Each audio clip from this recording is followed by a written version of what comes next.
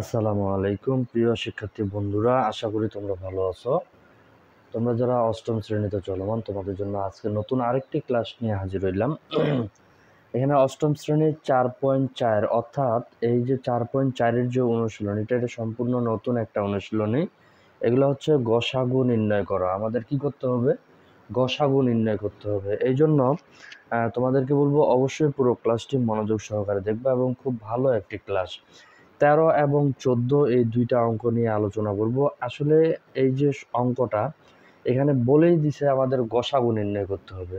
তো এখানে দেখব, যদি আমরা দেখি 36 a square b square c power 4 d পাওয়ার 5 কমা, এই যে কমা দেওয়া আছে, কমা দেওয়ার কারণে এটাকে ধরবো আমরা সম্পূর্ণটা একটা রাশি, এটা একটা রাশি এবং এটা একটা রাশি। তাহলে এখানে আমরা যদি দেখি, এখানে রাশি আছে আমাদের টোটালে 3টা। তো এখানে যেহেতু আমাদের এগুলো গসাগু করতে হবে, সেক্ষেত্রে গসাগু করার ক্ষেত্রে আমি শুরু করতেছি। আর অবশ্যই তোমাদেরকে বলবো অবশ্যই পুরো ক্লাসটি মনোযোগ সহকারে দেখার চেষ্টা করবা এবং খুব ভালো একটি ক্লাস। তাহলে এখানে আমরা দেখতেছি প্রথমে কি আছে, 36, এখানে হচ্ছে 54, এখানে হচ্ছে 90। তো আমি প্রথমে এই সংখ্যাগুলাই লিখবো 36, আচ্ছা, কমা 54, কমা 90 এর গসাগু, এর গসাগু। তাহলে এই তিনটি সংখ্যার গসাগু কত হবে? অর্থাৎ 36, 54, 90, এই তিনটি সংখ্যা, এখানে কয়টা সংখ্যা আসছে আমাদের? তিনটা সংখ্যা। তাহলে এই তিনটা সংখ্যার গসাগু করতে হবে। আচ্ছা, লসাগু আর গসাগু দুইটা কিন্তু অবশ্যই দুই রকম। লসাগু একরকম করে করতে হয় এবং গসাগুর নিয়মটা পুরোটাই আলাদা। এই জন্য তোমাদেরকে বলবো যে গসাগুটা যদি একটু তোমরা এখানে দেখে নাও, তাহলে প্রথমেই যে কাজটা করতে হবে, 36কে এই 54কে ভাগ করতে হবে। 36 ভাগ 54, এটা গসাগুর সিস্টেমে। আমি একটা অঙ্ক বুঝাই দিব, হয়তোবা এর পরেরগুলো এইভাবে বুঝাবো না। তাহলে এটাকে যদি আমরা ভাগ করি, তাহলে প্রথমে হচ্ছে, তাহলে এখানে কত পাচ্ছি?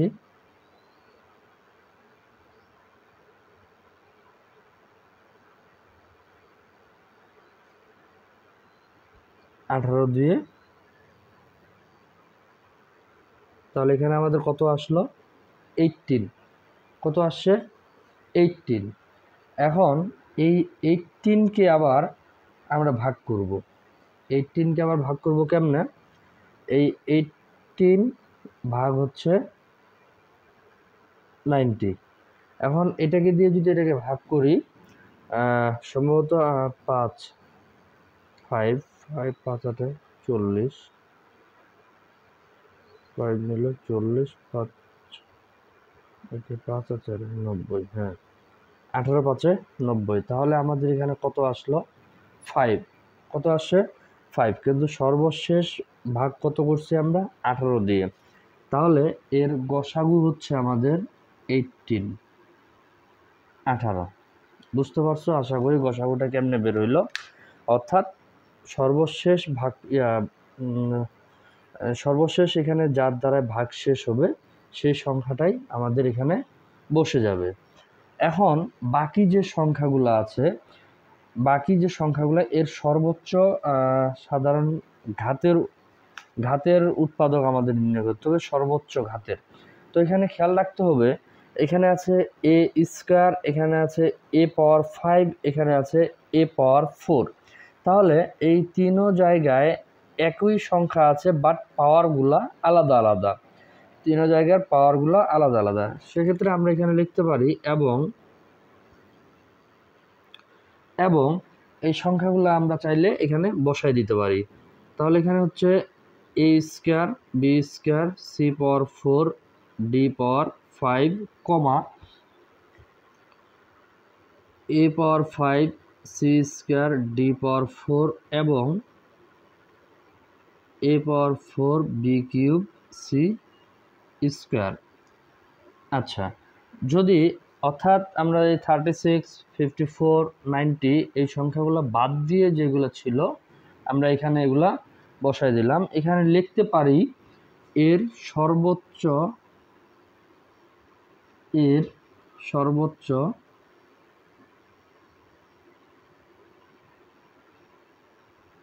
সাধারণ ঘাতের উৎপাদক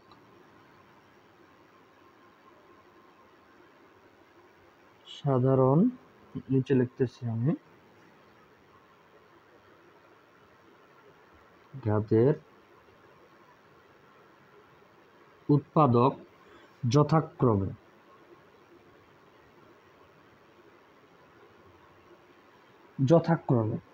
এখন এর সাধারণ ঘাতের উৎপাদক যথাক্রমে অর্থাৎ তাহলে এখানে আছে a square a power 5 a পাওয়ার 4 তাহলে সব থেকে ছোট যেটা আমরা সেটাই নিব তাহলে পাচ্ছি a স্কয়ার।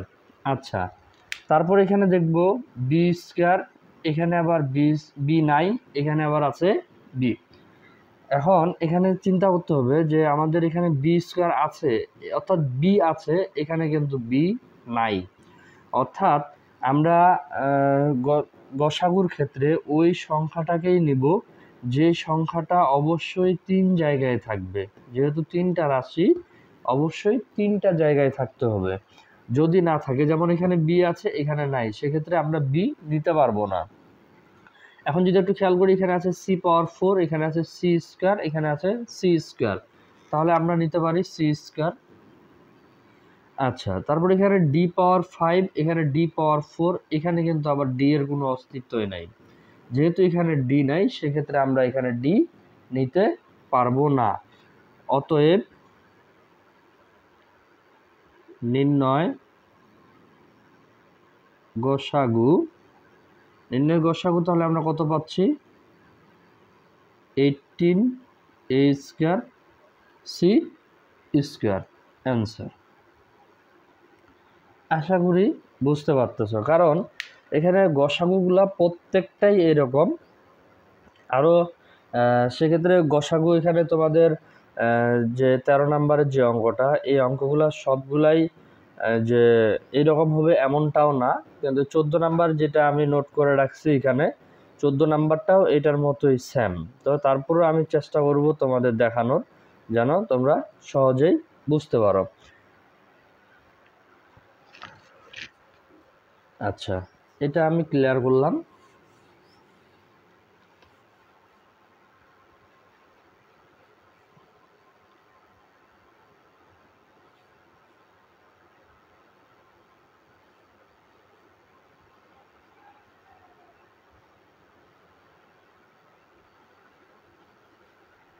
তোমাদের সহজভাবে বোঝার সুবিধার্থে যে অঙ্কগুলা যে একই এখানেই তোমরা বুঝতে পারবা।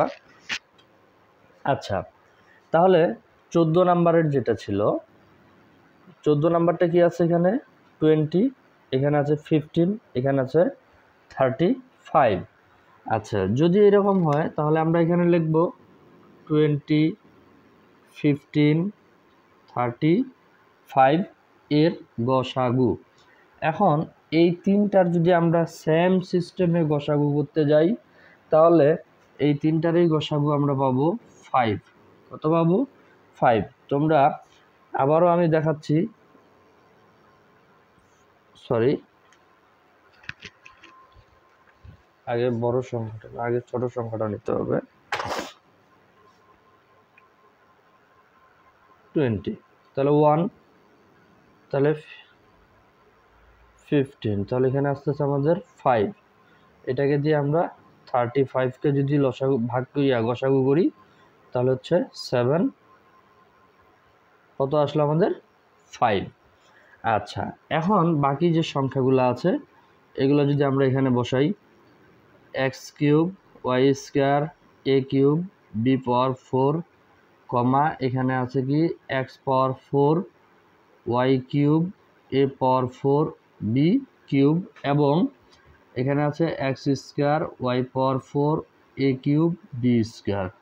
আসলে এটা সম্পূর্ণটা না মেশানোর কারণটা হচ্ছে যে আমি তোমাদেরকে বুঝাইতে চাচ্ছি যে আসলে দুইটা অঙ্ক সেম আসলে দুইটা অঙ্কই সেম, শুধুমাত্র সংখ্যাগুলো আলাদা, পাওয়ারগুলো আলাদা, এর থেকে আলাদা আর কিছু নাই। এই জন্য তোমাদেরকে বলবো যে একটু ভালো করে একটু দেখে নিবা। তাহলে এখানে এক্স কিউব, এখানে এক্স পাওয়ার 4, এখানে এক্স স্কোয়ার, সেক্ষেত্রে আমরা কোনটা নিব? X square.